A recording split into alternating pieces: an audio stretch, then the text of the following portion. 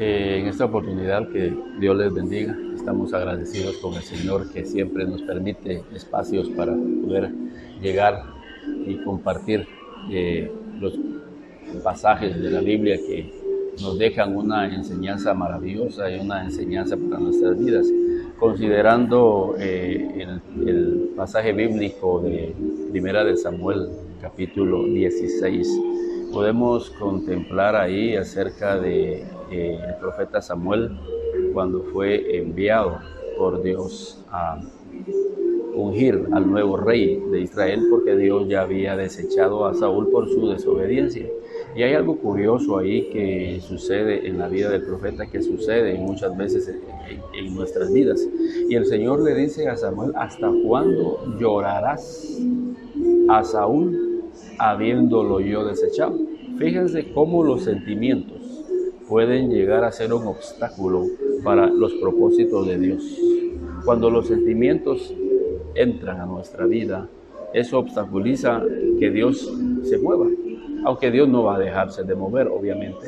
Pero el Señor le dice a Samuel, por qué se había llenado de tristeza su corazón. Y muchas veces es lo que viene a nuestras vidas cuando nosotros no comprendemos el mover de Dios y los propósitos de Dios y la voluntad de Dios para nuestra vida. Por eso es importante que nosotros conozcamos los caminos de Dios.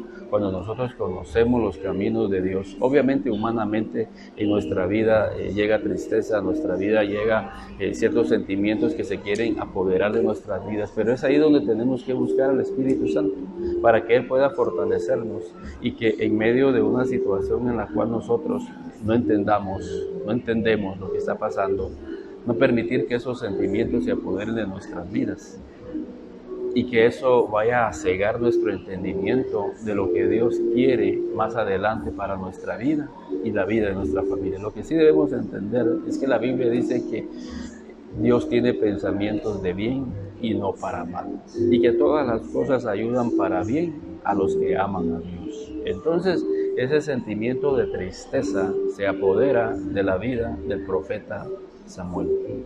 Y es ahí donde nosotros vemos que, a pesar de que estos hombres fueron hombres llenos de Dios, fueron de alguna manera afectados en sus sentimientos. Entonces no debemos nosotros permitir que esos sentimientos se apoderen de nuestras vidas, sino que permitir que la voluntad de Dios siga y reconocer que Dios es el que tiene el control de todas las circunstancias que pasan a nuestro alrededor.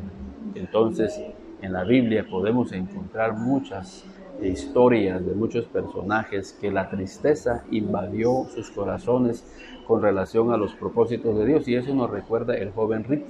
El joven rico fue llamado por Jesús para el ministerio, para que pudiera andar con él. Imagínense qué privilegio. Pero dice que cuando Jesús le pidió que las riquezas las repartiera a los pobres, dice que su corazón se llenó de tristeza, porque tenía muchas riquezas. Entonces ve cómo la tristeza se apodera de la vida de este joven ante la voluntad de Dios para su vida. Los caminantes de Emaús, ahí en Lucas capítulo 24, esa es otra historia. Dice que mientras ellos iban hablando y caminando, dice que sus corazones se llenaron de tristeza al ver las cosas, los acontecimientos que habían pasado con relación a que Jesús, al que ellos consideraban el líder que los iba a redimir, el líder supremo que Dios había enviado a Israel, y que ahora ese líder había sido crucificado y que ya era el tercer día y que no había evidencia de su resurrección. No había evidencia, y es que cuando no hay evidencia a nuestros ojos pensamos de que Dios ha dejado de actuar, que Dios no tiene el control.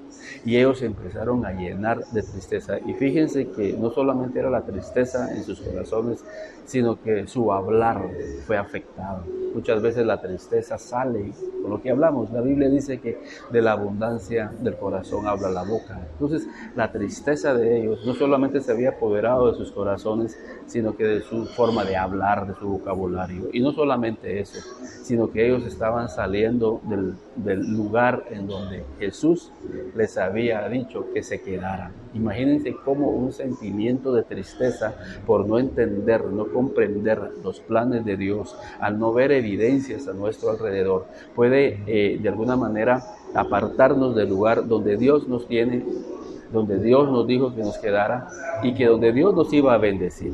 Así que estos ejemplos, tanto en la vida de Samuel, en la vida del joven rico y en la vida de estos caminantes de Emaús, nos enseñan que en medio de la voluntad de Dios tenemos de comprender que Dios es el que tiene el control y no permitir que esos sentimientos de tristeza, esas palabras negativas, no permitir que las circunstancias que muchas veces pareciera que Dios no está actuando se apoderen de nuestra vida, sino que creer que Dios está obrando, que Dios está haciendo una obra maravillosa y que Dios tiene el control de todo y que los pensamientos de Dios, los planes de Dios para nuestras vidas son pensamientos de bien y no para mal. Por eso es importante que la oración de Pablo ahí en Efesios, donde dice que el Señor os dé un espíritu de revelación y del conocimiento de Él, alumbrando los ojos de nuestro entendimiento, para que nosotros comprobemos cuál es la buena voluntad de Dios, agradable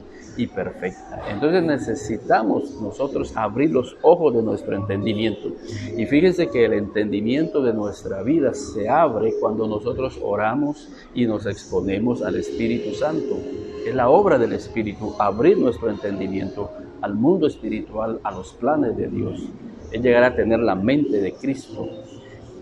Otra forma de cómo nosotros podemos abrir los ojos de nuestro entendimiento es leyendo la palabra, escudriñando la palabra, asistiendo a seminarios. Y eso va a hacer que nuestro entendimiento sea abierto, que nuestro entendimiento sea tocado por el Espíritu de Dios. Necesitamos tener ojos abiertos hablando de nuestro entendimiento. Y hoy en día, cuando nosotros no tenemos nuestro entendimiento, podemos ser absorbidos por las circunstancias que están sucediendo en nuestras vidas y pensar que Dios no está actuando, pero Dios está ahí, Dios está moviendo, Dios está haciendo su perfecta voluntad, y eso es lo que a nosotros nos debe de dar paz, tranquilidad y de alguna manera dejarnos llevar por el Señor. El Señor siempre va a llevarnos por un camino en donde vamos a encontrar los propósitos de Dios maravillosos en nuestra vida. Es indispensable entonces, mis queridos hermanos y amigos, que nosotros comprendamos a la luz de la palabra que los caminos del Señor son caminos de vida, son caminos de esperanza, son caminos que van a llevar nuestras vidas a su bendición. Que Dios te bendiga y que podamos aprender de estas 3 biografías y que nosotros podamos decirle al Señor: Señor, tú tienes para mi vida y mi familia cosas buenas y cosas maravillosas. Y yo solo debo de creer por fe a través de una revelación de tu Espíritu de que tú estás haciendo y obrando tu perfecta voluntad. Que Dios te bendiga.